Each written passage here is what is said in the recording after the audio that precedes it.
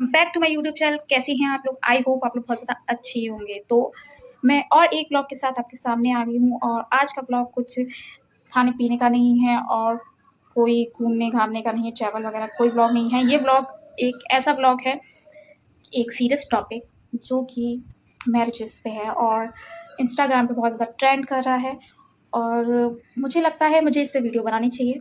सो मैं बना रही हूँ और मुझे इतना अनुभव नहीं है कि किस तरीके से क्या बात करनी चाहिए। तो बात ये है कि हम लोग पेरेंट्स जो होते हैं शादियों में बहुत पैसा लगाते हैं। ये सोचते हैं हमारी बेटी बहुत ज़्यादा खुश रहेगी, जिसके घर जाएगी वहाँ पे हम लाखों का दहेज देंगे, करोड़ों की गाड़ी देंगे, जिससे कि हमारी बेटी बहुत राज करेगी और वहाँ पे उसको रहने में कोई भी प्रॉब्लम नहीं होगी। सास ससुर देवर जेठानी ननद इतने सारे रिश्ते होते हैं जो कि उस लड़की की कदर करेंगे जो बहू आएगी बन के।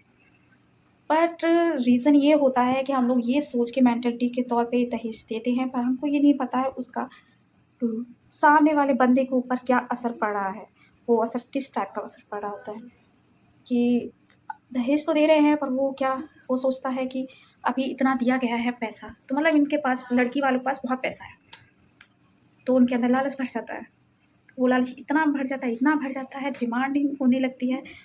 लड़की को प्रेशराइज किया जाता है कि आप अपने घर से, अपने पापा के घर से पैसे लेके आओ।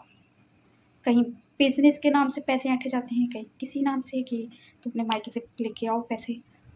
और जो बाप होता है, जो पिता होता है, भाई उसने इतना सब कुछ अपनी पूरी ज़िंदगी की कमाई सिर्फ एक शादी में पूरी लुटा दी होती है। तो इंसान इसमें तो अभी कुछ नहीं कर सकता है, बट अभी हम लोग उसको कंट्रोल कैसे कर सकते हैं इन सब चीज़ों को। तो बहुत बार लोगों से कहा जाता है कि दहेज मत दो, भले शादी नहीं हो रही है बट दहेज मत दो, जितना कम से हो सके उतना ही करो, बट लोग नहीं मानते हैं। तो अभी एक दीपिका नाम की एक न्यूज़ है जो कि वायरल चल रही है, ट्रेंडिंग में, तो ग्रेटर नोएडा की। तो भाई उसका ये था कि 1 करोड़ उसके पापा ने शादी में पूरा खर्चा किया। सोचो, जीवन भर की कमाई होगी 1 करोड़। 1 करोड़ फॉर्चूनर दिया, क्या क्या दिया है सब कुछ दहेज में, तो आप सभी को जानते ही होंगे कितना दहेज क्या क्या मिलता है। तो आप ये वाली वीडियो देखिए। फ्रीडम से रखो, मत करो शादियां यार, कुछ नहीं हो रहा। वैसे कितनी खुशियां हमने कहाँ से कर्ज पानी लेके यार रिश्तेदारों से भी चीजें कर करके हमने इतनी अच्छी शादी करी कि मतलब समाज में अच्छे तरीके से, लेकिन कोई फायदा नहीं हुआ। बेटी इतनी सुंदर, क्या फायदा, पढ़ाई उसने बीए बीएड कर। वीडियो देख चुके ही होंगे, तो इस वीडियो में आपको पता चल गया होगा कि हाँ, एक इंसान अपनी बेटी के लिए क्या क्या करता है, क्या नहीं करता है, कितना पूरी ज़िंदगी कमाई उसको अपनी बेटी के ऊपर लगा देता है, फिर भी ये लड़के वालों का मुंह बंद ही नहीं होता है। उसे मृत्यु घाट तक पहुंचाने का पूरा इंतजाम कर देता है। मतलब एक से भी शर्म नहीं है। मुझे पता है ये टॉपिक कोई सीरियस नहीं रहेगा, इसको शेयर नहीं करेगा, आप शेयर मत कीजिए, कोई बात नहीं, बट हाँ आप देखिए और ज़्यादा से ज़्यादा मतलब ध्यान रखिए कि मैरिजेस के ऊपर किस फोर्स मैरिजेस का मतलब नहीं लड़की करना चाह रही है, लव हो चैलेंज हो, मतलब नहीं करना चाहती, मतलब ठीक है नहीं करना चाहती, वो एग्री नहीं है उस चीज़ पे, तो मत करो। अब तुम हज़ारों करोड़ों पैसे लगा के उसके मैरिजेस कर लो, कल को वो रही नहीं तो वो शादी किस हाल में चल ही नहीं रही, डाइवोर्स होते हैं, कहीं पूरी हत्या ही हो जाती है। सो मैं बस इतना ही कहना चाहूँगी कि थोड़ा ध्यान दें और दहेज जितना हो सके कम दें, देना मेरे हिसाब से। अगर तुमको पैसे देने हैं, मेरे ख्याल से अगर लड़की के लिए तुमको पैसे देने हैं, सिर्फ लड़की के अकाउंट में दो पैसे, जो सारी प्रॉपर्टी लड़की के ऊपर आ गई, कितने की भी करोड़ों की प्रॉपर्टी है वो सारी लड़की के नाम पे करो। बाइक से लेके कार हो, जो भी हो, घर जो भी अवार्ड अगर आप दे सकते हैं, जो कि अपनी लड़की के नाम करो। अगर उसी को मारना भी चाहेगा तो प्रॉपर्टी उन लोग के हाथ लगेगी नहीं, क्योंकि वो सब उसके नाम पे होगी। तो ऐसी चीज़ें करें जो, अगर आप लड़की के नाम पे ही दहेज वगैरह दे रहे हो, सब कुछ लड़की के नाम पे होना चाहिए, सब कुछ A to Z। इन लोगों को 1% नहीं मिलना चाहिए।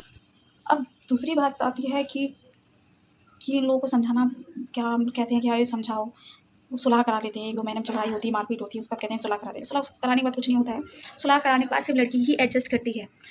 इतने सारे कपल्स में से, मैरिजेस में से 1-2 कपल ही होंगे जो सुलह करा के मुश्किल से रह लेते हैं, बाकी तो वो लड़की ही एडजस्ट करती है। अगर पिट रही होती तो वो पिटती ही रहेगी। अगर उसको घरेलू हिंसा है वो सब उसके साथ होता ही रहेगा, वो स्टॉप नहीं होगा। आपके सोच सुलह पहुँचाने के बाद उसका कुछ स्टॉप देगा, पर वो लड़की आपके घर में नहीं बताएगी कि मायके में कि मेरे पापा, मेरे पेरेंट्स जो कि हैं बहुत ज़्यादा दुखी होंगे, इतना पैसा लगा के उन्हें शादी की है और वो दुखी ना हो, इस चक्कर में वो आपको कुछ नहीं बताएगी। तो माइंड लगाइए और फोर्स मैरिजेस के लिए इतना फोर्स मत कीजिए। जब लड़की की रजामंदी है तो शादी कीजिए, क्योंकि मैरिज इज़ लव हो या नहीं जो कोई नहीं चल रही है, बट अगर आप अपने बच्चों को सिक्योर रखना चाहते हैं तो उसको इंडिपेंडेंट बनाओ। व्हाटएवर जो भी कर रहा है करने दो, जो भी है। ओके, इस व्लॉग को मैं यहीं करती हूँ एंड, और thanks for watching my videos. Please like and subscribe my YouTube channel and मैं ऐसे सेंसिटिव टॉपिक्स बनाती नहीं हूँ, बट बना रही हूँ फर्स्ट टाइम। सो अगर मेरी बात सही लग रही हो तो कमेंट में आप डर लिख सकते हो। So thanks you, bye bye, love you and take care. आराम कीजिए और ख्याल रखिए।